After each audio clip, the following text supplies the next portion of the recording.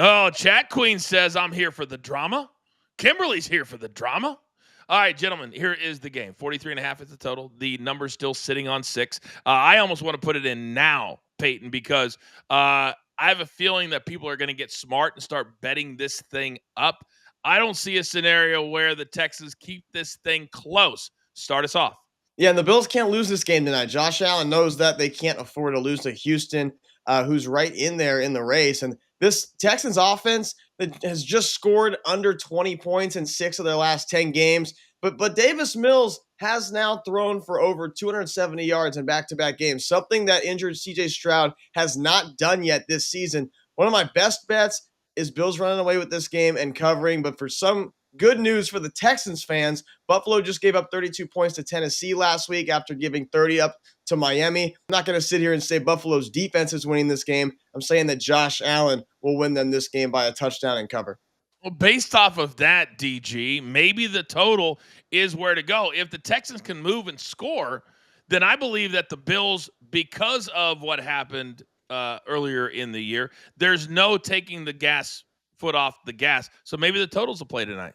Yeah, that's kind of what I'm looking at. And honestly, if I'm looking at the spread side of it, I'm waiting because this Houston defense is really good and it's going to lower that number in some way, somehow throughout this game. So if you're playing anything before the game, I'm looking at the total because I think Josh Allen can score enough. Davis Mills is a decent quarterback.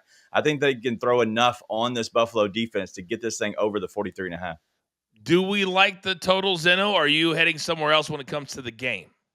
Well, let's just object to Davis Mills being a decent quarterback, number one, because that's just not a factual statement. Number two, I actually agree with Pepe here. Like the Bills are the side. If you look at the Texans, these are their wins. Twice against the Titans. Ravens without Lamar Jackson. 49ers coming cross-country after a Monday night game. And a gift win back by the Jaguars, who blew a 14 or 17-point lead. This team cannot step up and beat better talent, and that's exactly what the Bills are. Now, I'm not laying 6 on the road in a short week because I don't do it, but I think that the Bills are the right side here, and if you put a gun to my head, I'd lay it with Buffalo. Okay. Let's show the BetMGM site because we're having a few tech issues, which is fine. We go around, we take a left, and tonight when it comes to the quarterbacks, Allen is 225.5, Davis Mills 211.5. Anytime touchdowns are a little juicy because Josh Allen ran for 3. He threw for 3 last week. So how active, young Peyton, do you think Josh Allen is going to be? Very active with his legs, especially if they're up in this game. They'll keep the ball on the ground. The Texans are allowing 7 yards per carry to quarterbacks. So look for Josh Allen rushing yards here. I think he pulls one from James Cook and runs for a 20-yard carry tonight. Maybe go ahead and take his longest rush tonight. I don't hate that, DG. Where would you attack it if you had to with either quarterback here? That's exactly where I was going, is the longest rush for Josh Allen, but also the under of the 225.5 is his passing yards. I'm going under on that. The Houston Texans have only allowed that once, and that was the very first game of the season. And so that's a lot in a row that they're holding these quarterbacks under because they're able to run on them enough but stay in the game. But also Davis Mills over on the passing yards. I believe his number is 220 something. What 211.5. 211.5. Yeah. I love Davis Mills to go over that line against the Bills tonight. It kind of feels that way, Zeno, because I watched that entire game against Tampa, and their defensive backfield is the weakest part of this Bills defense. And we believe that the narrative will be, or the storyline will be, that the Bills are playing from in front. So running, not so much. Passing with Davis Mills, yes? Yeah, I think the Bills can be had through the air, so I agree with DG. I'd definitely go over Davis Mills' number. I'd stay away from Josh Allen passing altogether. But I think both of you guys are missing the mark on Allen with the rushing. I think you go rush attempts here because the simple fact of the matter is that, one, at the end of the game, if they're winning, you're going to get a couple of free kneel downs as rush attempts, which I think is critical. But when you talk about Allen going over 6.5 attempts, now he hasn't gone over this number all the way back since they lost to the Patriots back, I think it was week 5 or 6. So he hasn't gone over 6.5 in a while, but as you said, with a defense like this, I think it's more likely than not that he takes off in order to move the chains when needed.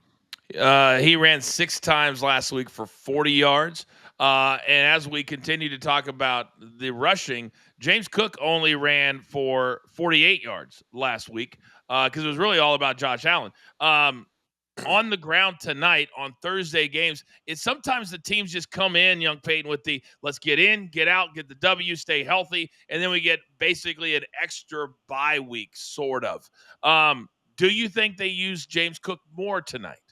Yeah, I don't know. Houston's defense is the third best in football against the run. They're a very stingy defense. Half the time, it looks like D'Amico Ryans is playing defense with them with a headset. He always looks like he's ready to rush the quarterback in that defensive stance on the sidelines. They're a gritty defense that doesn't let you run it up their throats, is what I'm trying to say. And I would stay away from Cook's rushing yards tonight. I target his receiving yards just for the Bills to try to get him in open space as much as possible. They did use him last week quite a bit. He was wide open. It's like nobody wanted to guard him whatsoever. DG, just bringing up Houston a little bit, they only had one guy last week over 40 yards rushing. One, and a guy with 17 and 14. It may be a place to fade, perhaps. Yeah, but you got to think of the Buffalo. They allow, I believe it's the most, if not the second most rushing yards to the running back position on the season. And so at this point, I know the number of 65.5 is fairly large for Woody Marks, but Nick Chubb is there. His number isn't as big. And so you could target different guys in different ways. But if I'm looking at anything, I need the smaller number, even though Woody Marks is running more than Chubb. I still like Chubb there over Marks. Sorry, I'm such a child when it comes to certain things. I'm sorry. I thought it too. Don't feel bad. Okay, good. Yeah, Zeno, either side, but this has kind of been a narrative the entire season: is use James Cook more. But then when you listen to Chris Collinsworth on the 2 games they've had, apparently Buffalo is strategically saving him for the playoffs. Apparently, is the word they're getting in these team meetings. Will that continue tonight? Well, look, James Cook is going to have to be involved because they don't necessarily have a ton of guys available and healthy, right? As far as the receiving core is concerned. Mm-hmm. That's where you need to look. James Cook, I think his receiving yards number is only about 14.5. Now, for the Texans, as DG correctly stated, they give up the second fewest yards on the ground to running backs, and you don't want to try to run into that. However, they're in the bottom half of the league in running back targets allowed and receptions allowed. Their yardage is still, somewhere floating around the top 10. But based off of targets and receptions, if he's going to get 3 or 4 of these things, for him to get over that low number of 14.5 is where I look.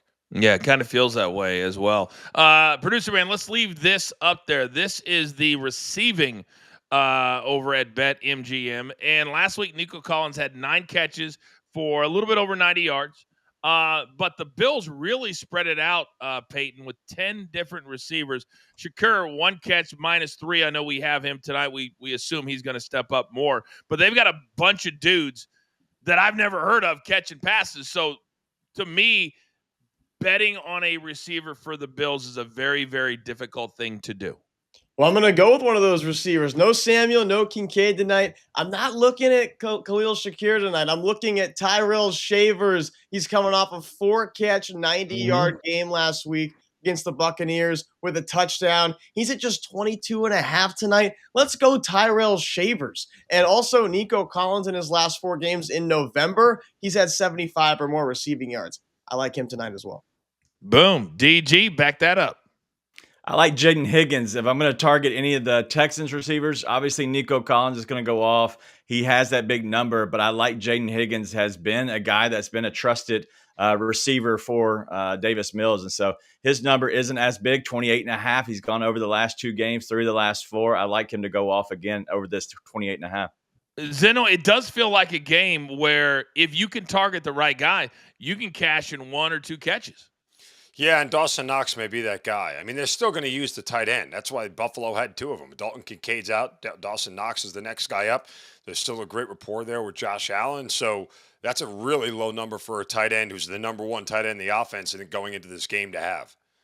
When we talk about urgency and we talk about games like tonight, Buffalo's sitting at 7-3. But they're in a weird spot now, Peyton, and we got about 20 seconds for you because they're normally not in second in their own division, maybe second in the entire conference, but not in their own division. How much pressure do you think Buffalo's feeling right now? Well, a little bit, especially tonight, because that team who's out of the wild card is the Texans. That's that next team up. So if they lose to these guys, they give them a chance. They have to win this game tonight. DG, we heard Coach Phil say 40% if they win, 20% if they lose. Let's talk about the Buffalo Bills and Josh Allen here. 8-0 career on Thursday Night Football, Coach. He's not going 8-1. So we're going to have another step-up game for our guy Josh Allen and go 9-0 in his career. Zeno, I got 20 seconds for you. Pressure? I mean, there's pressure on the Bills because they haven't won a Super Bowl with the best quarterback in the league. So, yeah, there's pressure on them. Pressure tonight, they're the better team. I think they win. Yeah, I think they win big. I said it's on the Sunday morning show. I said it felt like a game where Buffalo was going to play along and then they would pull away and win by double digits late. That's exactly what happened. I believe they do that again. I don't even think it's going to be close in the first half. I would play the first half too. It's probably 4. I think Buffalo scores early, and I think they run away with it. All right, still to come, our NBA showcase. NBA has been a ton of fun. We've got 2 games we're going to dive into. It's Coach and Company Stadium, Valley Sports Live.